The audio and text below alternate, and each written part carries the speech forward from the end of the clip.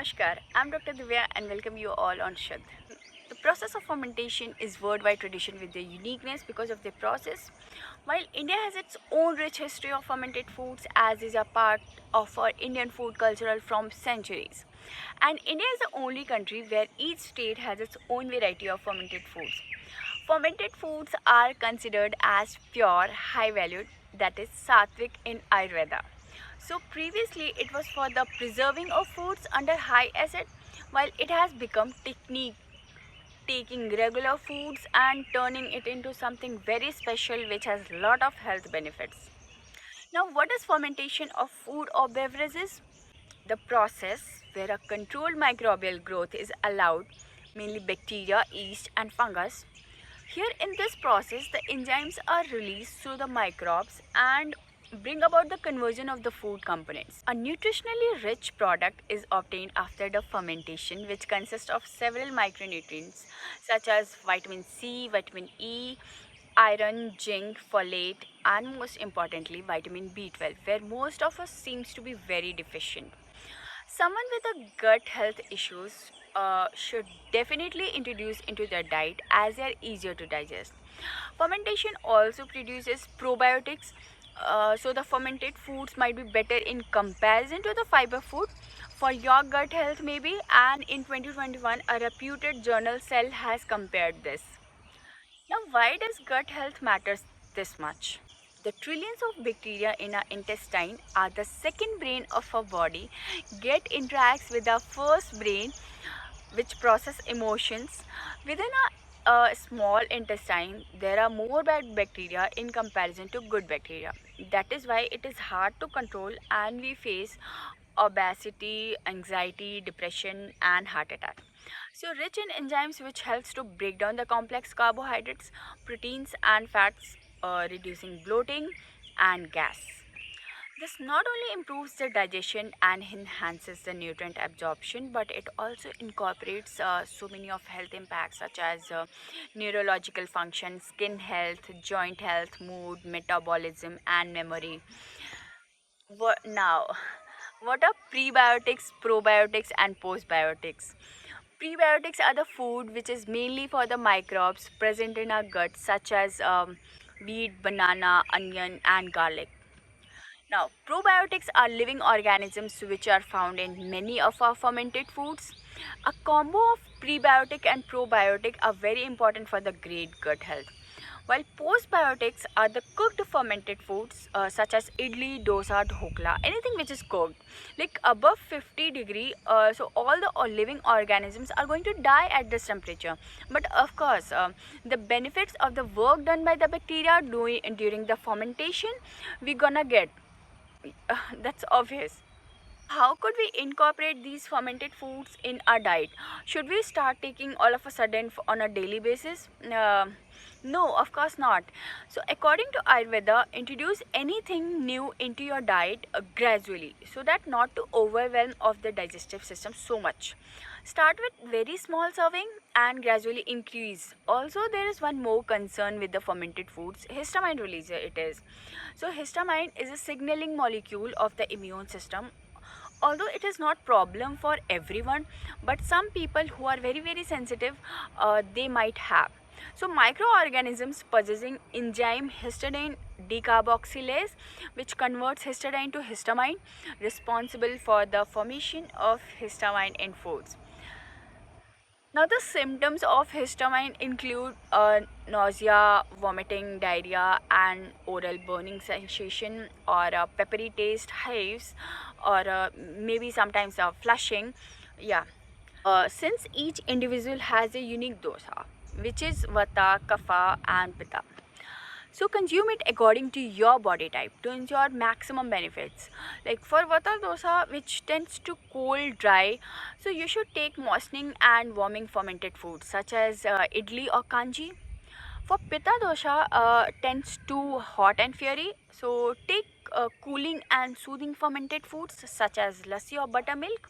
Similarly, for kapha dosha, which tends to heavy and sluggish, so take light stimulating fermented foods such as dhokla or buttermilk. Now, take it at right time. Eating your largest meal during daytime is perfect because according to Ayurveda, this time Agni of your digestive system is strongest.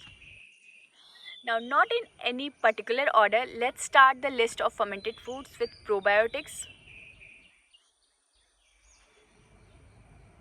There are many forms of bacteria which can be classified under probiotics, but the two types are widely available, such as lactobacillus and bifidobacterium bacteria. They are also made up of good yeast, Saccharomyces boulardii, the most common form. So, first come first, green olives.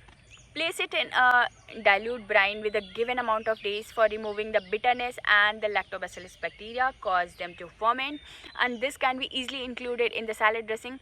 It has anti-inflammatory, antimicrobial and antioxidants. Second, kefir.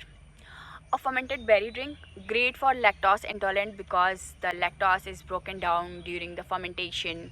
Now it improves the immunity and heals the cells of body, therefore aids in detoxification, and contains magnesium, phosphorus, vitamin K2, folate, thiamine, vitamin B12. And a study of 2020 shows kefir influences serum levels of janolin in asymptomatic overweight healthy adults.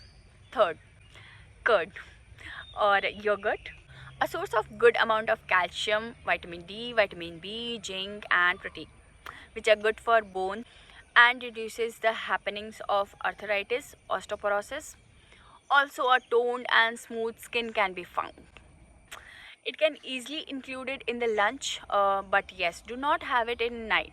A study shows 1 cup per day yogurt will improve constipation as well as improved inflammation in IBD. Fourth, buttermilk, alternatives of calcium for lactose intolerant people. It has antiviral, antibacterial and anti-cancer properties.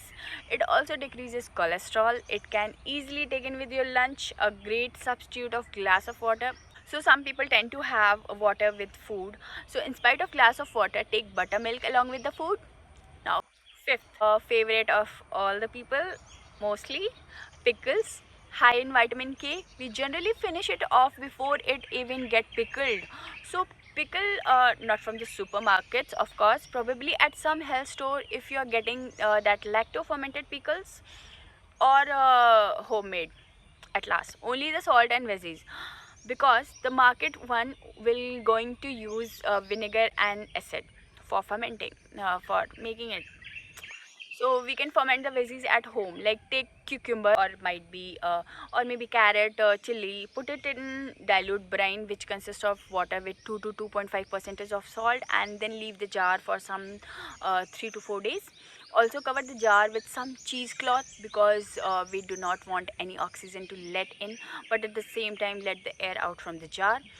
You may also find fermenting jar online. Check the description box below to find some best fermenting jars. Here, cucumber might take lesser time in comparison of carrots in the whole process. And there are studies which proves the benefits of traditional lactic acid fermentation of vegetables. 6. At last, sauerkraut. Fermented cabbage, a great source of iron, copper, sodium, magnesium, as well as it can be easily made with two ingredients such as cabbage, salt, and it is rich in vitamin C, K and B6 as well. Study of 2018 shows half a cup per day for 6 weeks improved IBS symptoms. IBS is a chronic condition that affects the stomach and intestine, also called the gastrointestinal tract. Now, a very famous probiotic alternative we all know is Yakult. So, is it worth? Like, it has some probiotics which are beneficial for our body, but it also has more sugar than Coke. They have added sugar of 9.5 gram in one time serving bottle, whereas Coke gives 6.9 gram of sugar of the same serving. This much sugar is gonna weaken the immune system, and how come this could be a daily PO healthy geo yaar?